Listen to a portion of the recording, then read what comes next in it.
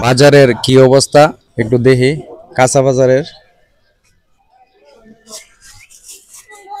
Uncle আসসালামু আলাইকুম। ইয়া পটল কত করে পটল মুরব্বি? জি 40 টাকা কিলো। আর এই শসা কত করে? শসা 60 টাকা কিলো। টমেটো 100 টাকা কেজি। কারহল কত করে? 80 টাকা কেজি। আর এই যে লতি কেমনে বেচে? 20 টাকা। লতির কিলো কত করে? লতির কিলো 60 টাকা কিলো। মানে 60 টাকা কিলো না মুড়া? 30 টাকা। মুড়া 30 টাকা। 30 টাকা। আর ভেন্ডি কত করে? ভেন্ডি 50 টাকা। আর এই যে সরা আমরা ডাহি এলাকাতে ডাহি মুহি, এর নাম সরা। 80 টাকা। মুহি 80 টাকা কিলো। আর এই যে মিষ্টি কুমড়া কত করে বেচে? 40 টাকা কিলো।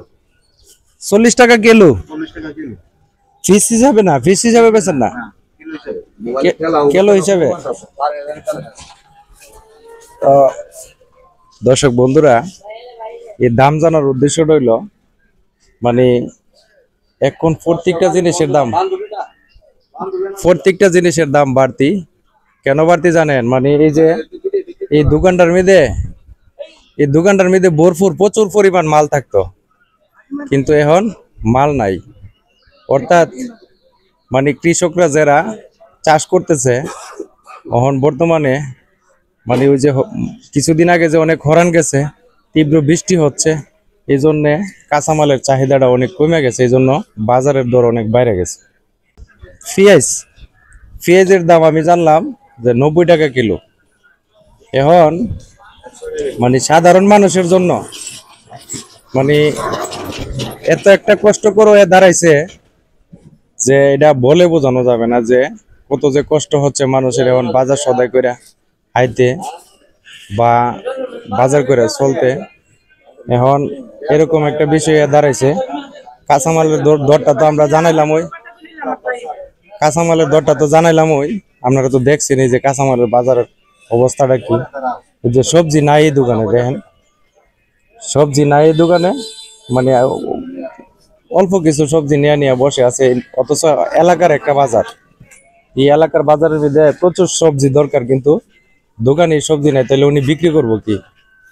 তো সবজি কি আড়ত থেকে ফান না হন আপনারা? না, আর তো এখন বর্তমানে আর তো পাওয়া যাচ্ছে না, আর তো শর্ট। আড়তে এখন সবজি শর্ট, মানে বৃষ্টির কারণে এত তরকারি আইতে পারতেছে না। বৃষ্টির কারণে তরকারি আইতে পারতেছে না, মানে বৃষ্টির কারণে তরকারি পাচ্ছে না, এই জন্য তরকারি খুব কম। মানে কেজি 70 টাকা। মোলার কেজি 70 টাকা। কি অবস্থা দেখছেন? তো যাই হোক, ধন্যবাদ সবাইকে। সুস্থ থাকুন, ভালো থাকুন, এই কামনা করি। ভিডিওটা সবাই দেখার সুযোগ করে দিবেন। ধন্যবাদ সবাইকে। আসসালামু আলাইকুম।